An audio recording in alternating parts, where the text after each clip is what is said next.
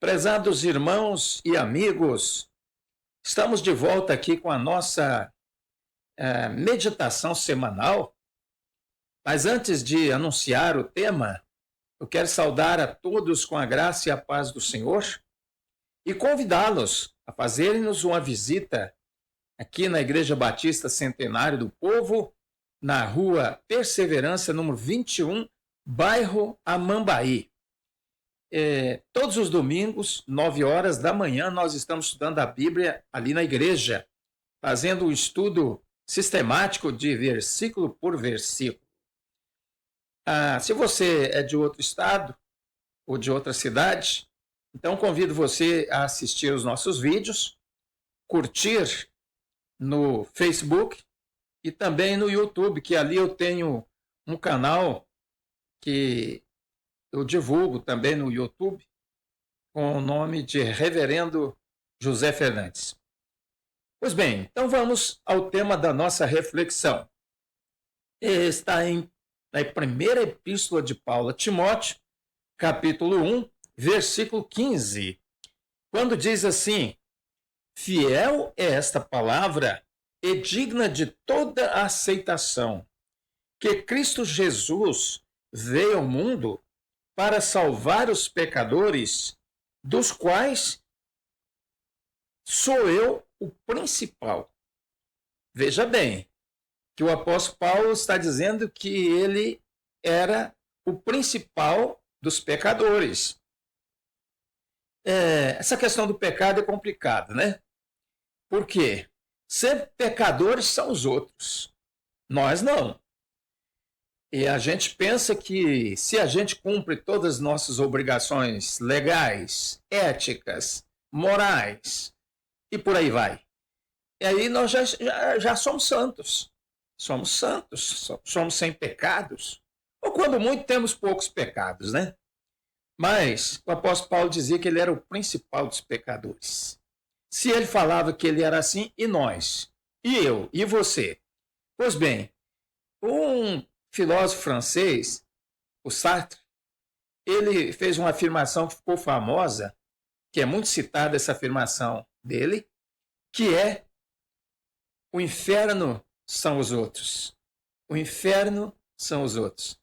Está querendo dizer, eu não, eu sou paraíso, mas o inferno são os outros. É sempre assim. Pois bem, mas o que a Bíblia diz? A Bíblia tem a história do pecado, que começa lá no Jardim do Éden com Adão e Eva. No capítulo 3, versículo 6. Ali eles comeram do fruto proibido e, portanto, pecaram e foram expulsos do jardim. Então, foi assim, ficou no senso comum das pessoas, ficou determinado que pecar é desobedecer a Deus. O que não está errado, é certo isso. A etimologia do pecado no original significa errar o alvo. Mas, na prática, na realidade, ficou determinado isso. Se você desobedece a Deus, você está pecando. Desobedece o que Deus diz, o que Deus quer para você ou para mim. Nós estamos pecando. Pois bem, isso é verdade, como já disse. Agora, existe uma história do pecado? Existe. Existe uma história da salvação? Existe. Porque quando começou o pecado, também foi anunciado em Gênesis 3,15, para Adão, para Eva, que da semente da mulher nasceria aquele que iria esmagar a cabeça da serpente. Então, a história do pecado inicia com a história da salvação, que já foi anunciada lá no Jardim do Éden para nós. Portanto, a questão de pecado é uma questão de origem, que nós chamamos na teologia de pecado original. Todos são pecadores, e Paulo vai falar sobre em Romanos 3:23, porque todos pecaram e destituídos estão da glória de Deus. Então não escapa ninguém, né? Todos pecaram e destituídos estão da glória de Deus. Não escapa ninguém do pecado. Pois bem, o pecado faz parte da humanidade. Se você é humano, você é um pecador. E Davi vai dizer isso no Salmo 51, versículo 5, que em pecado me concebeu minha mãe. Em pecado me concebeu minha mãe. Então, Davi estava dizendo que quando ele foi concebido, já estava em pecado, porque ele era herdeiro do pecado, como a mãe, como toda a humanidade é. Portanto, o que eu estou querendo dizer é que não tem ninguém que está livre de pecado. Outra questão é que o pecado não é somente desobedecer normas religiosas, legais, éticas, morais, enfim. Isso também é pecado. Mas Jesus vai mais fundo na questão do pecado. Ele vai na questão do pensamento. Onde ele diz em Mateus, ali capítulo 5, no versículo 28, que se uma pessoa desejar uma mulher para possuir uma mulher que não é a dele, Jesus disse que ele já cometeu adultério. Então, se ele pensar, portanto, pecado é coisa do pensamento também, não é somente de atos. Claro que atos são a manifestação do nosso pensamento. Começa no pensamento, termina nos atos. Mas Jesus diz que tem origem no pensamento. Isso ficou bem comprovado no capítulo 8 de João, de versículo 1 a 11, onde é contado por João a história da mulher pecadora, que ela foi levada perante Jesus pelos ali fariseus, que se julgavam os mais santos da terra, para ver o que Jesus iria dizer, uma vez que ela tinha sido encontrada em ato de adultério. E na lei dizia que ela devia ser apedrejada. Eles queriam ver o que Jesus ia dizer. Mas Jesus falou para aquela mulher, falou para eles, né? Falou para eles. Depois vai falar para a mulher também, mas primeiro para eles. Quem tiver sem pecado, atire a primeira pedra. E diz o texto que foram saindo um por um, desde os mais velhos até os mais novos. Por quê? Porque a pessoa, quanto mais velha, mais experiência de vida ela tem, mais ela sabe dos seus pecados. Mais ela tem consciência dos seus pecados. E sabe todo mundo, porque todo mundo tinha consciência de algum pecado, claro. E aí Jesus falou para aquela mulher, agora ninguém te apedrejou, ninguém te condenou, nem eu. Mas tem uma coisa, vai-te e não peques mais. É desse jeito. Você pensa, agora então eu posso pecar à vontade, porque depois tem perdão, que é a graça de Deus, que o apóstolo Paulo vai falar, no capítulo 15 de 1 Coríntios, ele vai dizer que ele era um grande pecador porque ele tinha perseguido a igreja de Deus, ele tinha consentido na morte de Estevão, que foi o primeiro mártir do cristianismo, enfim, tantas outras coisas que ele fez de horríveis. Ele estava dizendo que ele era pecador por isso. Mas ele disse assim, eu sou o que sou pela graça de Deus. Graça significa... graça é um dom imerecido. A graça é alguma coisa imerecida que nós recebemos de Deus. Nós não merecemos. Graça é assim, é de graça. Graça é de graça. É desse jeito.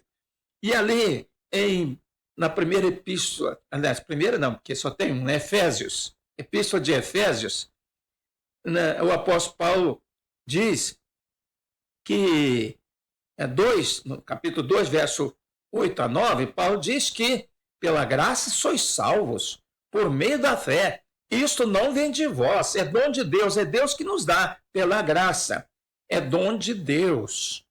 Então a salvação é algo de graça. Mas agora tem uma verdade. O mesmo apóstolo Paulo escreve na segunda de Coríntios 5,17, ele vai dizer que aquele que está em Cristo, nova criatura é. As coisas velhas já passaram e eis que tudo se fez novo. Aqui está o segredo. Nós precisamos passar pela regeneração, passar pelo novo nascimento, passar pela transformação que é chamado de novo nascimento ou regeneração na Bíblia. E essa regeneração é gerar de novo, é ser transformado, nova criatura. Dizer nova criatura é. As coisas velhas já passaram e eis que tudo se fez novo. Jesus disse para a mulher, vai-te, não peques mais. E na primeira de João, lá nós vamos ler também um versículo 3,6, que lá foi traduzido que aquele que é nascido de Deus não peca. Mas a melhor tradução, porque o grego presente é contínuo, é o seguinte, é que aquele que é nascido de Deus não vive em pecado. Essa é a melhor tradução. Não vive no pecado. E é assim que nós devemos viver. Não tem ninguém que não cometa pecado. A doutrina da impecabilidade não existe na Bíblia. Mas, se pecarmos, João 1,7 diz que o sangue de Jesus Cristo, seu Filho, nos purifica de todo pecado. Ou seja, podemos pecar? Podemos. Mas João diz, não vive em pecado. Se você é nascido de Deus, é nova criatura, você não vive em pecado.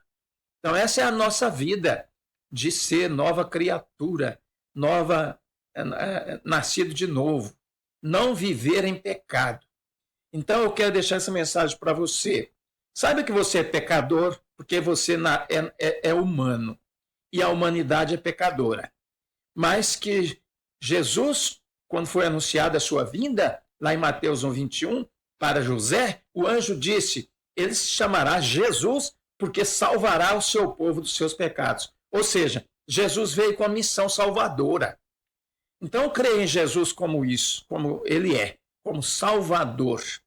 E receba como seu Salvador e também peça ao Espírito Santo para fazer a metamorfose espiritual em você, transformando você numa nova criatura, um novo nascimento, regeneração. E aí você vai poder viver, pecar em alguma situação, porque Jesus diz que até pensar é pecado. Quem que pode viver sem pecado? Mas o normal para o que é nascido de novo é não viver em pecado. Arrependa-se e procure não pecar. Vai-te, Jesus falou para a mulher, e não peques mais. Deus abençoe você com essa mensagem. Creia no Senhor Jesus Cristo. Deus abençoe você e a sua família, porque Paulo diz, e Silas disseram ao carcereiro de Filipos, em Atos 16:31. Creia no Senhor Jesus Cristo e será salvo tu e tua casa. Ou seja, você e a sua família. O evangelho, a salvação é para a família também. É para você e para a família. E que assim seja na sua vida. Deus abençoe você e a sua família. Amém.